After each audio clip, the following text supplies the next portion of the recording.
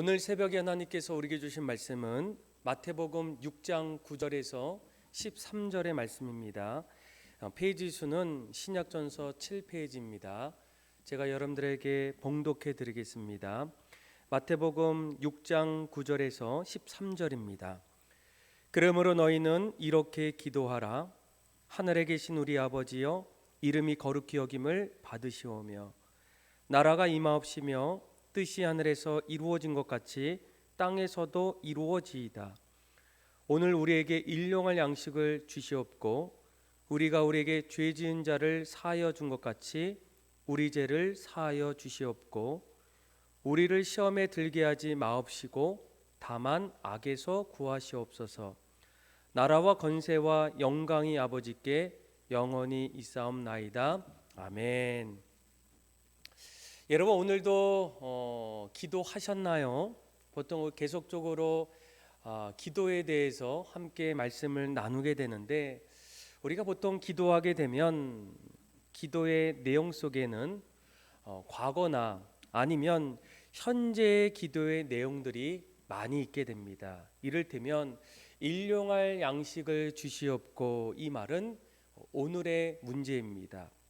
오늘 이 시간을 우리가 살면서 일용할 양식에 대한 것들을 주님으로부터 고백하고, 또 우리 안에서 육체적인 공급들, 또 정신적인 공급들, 영적인 공급들이 이 시간에 또 내 삶에 나타나기를 원해서 기도하게 돼요. 또 우리 죄를 사하여 주시옵고 라는 기도의 내용을 보게 되면 그동안 과거에 있었던 나의 잘못에 대해서 하나님 앞에 기도하게 됩니다.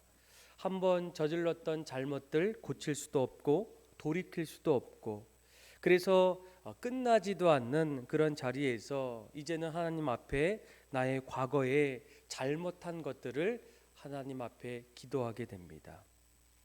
그런데 주님이 가르쳐 주셨던 과거의 기도, 또 앞으로 내 삶의 자리에서 나타나는 이 현재의 기도 가운데 또 미래를 위한 기도의 내용들도 있다라는 거예요. 오늘 우리가 읽었던 이 마태복음 6장 13절에 보면 이 시험에 관련된 부분들이 보통은 앞으로 일어날 미래에 대한 기도의 내용들이라는 거예요.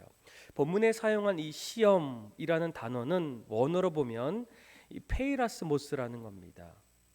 그래서 성경에는 이것을 두 가지로 표현하게 돼요. 하나는 시련이고 또 다른 한 가지는 유혹입니다. 그러니까 어느 때 어느 상황에 따라서 의미가 점점 달라지게 돼요. 첫 번째로 이 시험은 영어로 이 시련, 테스트 이렇게 얘기해요. 그러니까 긍정적인 의미가 있습니다. 그러니까 이 시험은 하나님께로부터 오게 됩니다. 학생들이 공부할 때에 자신들의 실력들을 하나하나 알기 위해서, 또 그 실력들을 더욱더 향상시키기 위해서는 이 시험을 보게 돼요. 그래서 여기서 말하는 이 테스트는 훈련의 의미가 있습니다. 이를테면 하나님께서 아브라함을 부르실 때에 그에게 이삭을 바치기를 원합니다. 그때에 아브라함이 하나님으로부터 시험을 받았다, 이렇게 설명하게 돼요. 아브라함은 결국 하나님 앞에 자신의 아들이었던 이삭을 바치게 되는데, 여기에서 이 시험을 통해서 두 가지 의미가 오게 됩니다. 내 믿음이 하나님 앞에서 어떤지, 그리고 이 시험을 통해서 하나님 앞에서 나의 믿음의 성장을 우리가 볼 수가 있다라는 거예요. 또 공동체에 대한 시험도 있습니다. 하나님께서 이스라엘 백성들을 애굽을 떠나서 가나안 땅으로 이끌어 갈 때에 그들이 광야에서 무려 40년이라는 긴 세월을 보내게 돼요. 좀 이해가 되지 않지만 그때 하나님께서 뭐라고 그들에게 말씀하십니까? 내가 너희를 시험한다는 거예요. 내 마음이 어떤지, 또 그들이 내 명령을 지키는지 지키지 않은지를 알기 위해서 그들을 광야에 무려 40년의 긴 세월을 보내었다는 거예요. 그래서 그들이 시험이 하나하나 잘 끝나고 났을 때 그들의 믿음이 정말 하나님 앞에서 어느 정도인지를 확인할 수 있었고, 또 그런 가운데서도 조금씩 믿음이 자라나고 하나님의 사람으로, 하나님의 자녀다운 삶으로 점점 자라날 수 있다라는 거예요. 우리가 기도에 대한 가장 유명한 한 사람이 조지 물러입니다. 그가 기도할 때 5만 번의 기도의 응답을 받았다는 거예요. 그런데 그의 기도가 무조건 들어줬을까, 응답받았을까? 아니라는 거예요. 그도 한때는 이런 얘기를 합니다. 내가 기도할 때마다 왜 자꾸만 기도 응답이 안 될까? 또 기도가 잘 풀리지 않는 이유가 무엇일까? 그런데 어느 날부터 그는 이렇게 감사의 고백을 하게 됩니다. 나는 하나님께서 쉽게 내 기도를 응답해 주시지 않는 것을 감사한다. 왜냐하면 하나님께서 쉽게 응답해 주셨다면 나는 응답으로 만족했겠지만 응답보다 더 깊은 만족, 하나님께서 쉽게 응답해 주시지 않았기 때문에 나는 하나님 앞에 더욱더 기도했다. 또 매달렸다. 그러면서 하나님과 교통할 수 있었고 하나님을 사랑하고 하나님의 존전에 서 있는 감격을 나는 날마다 누린다. 이것이 바로 결국 이 기도의 사람으로 만들었던 이 조지 물러의 삶이라는 거예요. 하나님의 시험은 결국 어떤 시험이겠습니까? 파괴적인 시험이 아니라 우리를 더욱더 하나님께로 더 인도하고 믿음으로 자랄 수 있는 그런 자리라는 거예요. 혹시 지금의 현재의 삶이 하나님으로부터 시험을 받는 일이 있으십니까? 그렇다면 그 시험을 잘 견디길 원해요. 또 그 시험을 통해서 하나님의 존전 앞에 서기를 원합니다. 하나님의 말씀을 듣고 하나님의 은혜를 누려서 더욱더 그 시험을 통해서 믿음이 자라고 또 하나님 앞에 더욱더 영광 돌릴 수 있는 저와 여러분들의 삶이 다 되기를 주님의 이름으로 축원합니다. 아마 이 시험은 두 가지 의미가 있어요. 하나는 하나님이 주시는 테스트, 그리고 또 한 가지 바로 사단으로부터 오는 시험입니다. 영어로 보면 temptation 이렇게 얘기해요. 이 유혹은 어떤 사람을 좋은 길이 아니라 잘못된 길로 인도하려고 하는 것을 이야기합니다. 믿음의 길을 떠나 배교의 길을 가게 하가든가 하나님의 인도를 잘 받고 있는데 그 길이 아니라 다른 길로 인도하여 죄를 범하게 하는 그런 자리에 시험, 유혹이 있다라는 거예요. 베드로는 이 모습을 보면서 뭐라고 얘기합니까? 근신하라, 깨어라, 너희 대적마귀가 우는 사자와 같이 두루다니며 삼킬 자를 찾나니 너희는 믿음을 굳건하게 하여 그를 대적하라. 끊임없이 그 유혹 앞에서 그 유혹들을 대적하고 무찔러 가기를 원했다라는 거예요. 하나님이 주셨던 시험과 그리고 사단이 주었던 이 시련을, 그 시험이죠, 유혹이죠, 이것을 신학자였던 이 F.B. 마이어가 이렇게 설명합니다. 하나님은 우리를 시험하실 때 하늘로 끌어올리는 시험을 하시고 사단은 우리를 시험하되 아래로 끌어내리려고 한다, 이렇게까지 설명한다는 거예요. 그래서 사도 바울은 사단으로 너희를 시험하지 못하도록 하라, 준비하라는 거예요. 지금 나에게 일어나고 있는 시험이 사단으로부터 오는 시험이라면 그 시험을 방어하고 극복하고 다시금 그 유혹들을 뿌리치기를 원한다라는 거예요. 그렇다면 우리가 이 사단으로부터 오는 시험들을 잘 하나 극복하고 뿌리치기 위해서 우리에게 해야 될 일이 무엇일까? 오늘 우리가 읽었던 말씀을 잘 보세요. 뭐라고 얘기합니까? 우리를 시험에 들게 하지 마옵시고, 그 시험에서 우리가 이겨나갈 수 있도록 하나님 앞에 기도하라는 거예요. 하나님께 도움을 요청하는 입니다. 예수님께서도 끊임없이 사단이 자신의 삶의 자리에서 유혹할 때에 가장 먼저 하나님 앞에 기도하게 돼요. 예수님은 새벽 미명에 한적한 곳에 가서 기도하기 시작했고, 또 겟세마네 동산에서 또 기도하게 되었고, 아버지 앞에서도 할 수만 있다면 간절히 자신의 그 자리에서 기도하기 시작해요. 그래서 우리도 날마다 우리의 삶의 자리에 사단이 우리를 속삭이고 내 마음을 자꾸만 하나둘씩 갈라놓을 때, 그때마다 우리가 해야 될 일이 무엇이겠습니까? 시험에 빠지지 않도록 기도하셔야 돼요.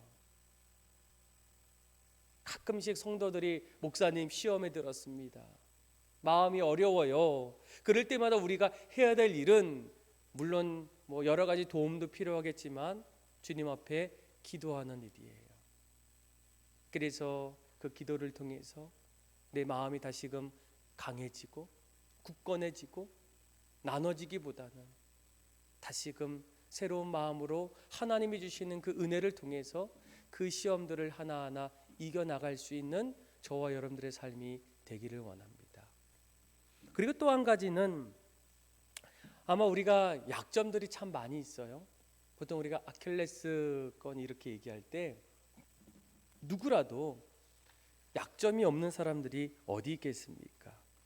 어떤 사람들은 정에 약한 사람이 있고, 어떤 사람은 무드에 약한 사람도 있고, 그래서 우리가 성경은 그것을 육체의 정욕, 안목의 정욕, 이생의 자랑 이렇게 얘기해요. 육체의 정욕은 느끼고 싶은 욕망, 안목의 정욕은 갖고 싶은 욕망, 이생의 자랑은 되고 싶은 욕망들입니다. 그런데 이러한 욕망들이 내 안에서 자꾸만 나를 유혹할 때에 우리가 해야 될 일이 뭡니까? 이런 연약함 속에서 말씀으로 준비하셔야 돼요. 시편에 보면 청년이 무엇으로 그의 행실을 깨끗하게 하리이까?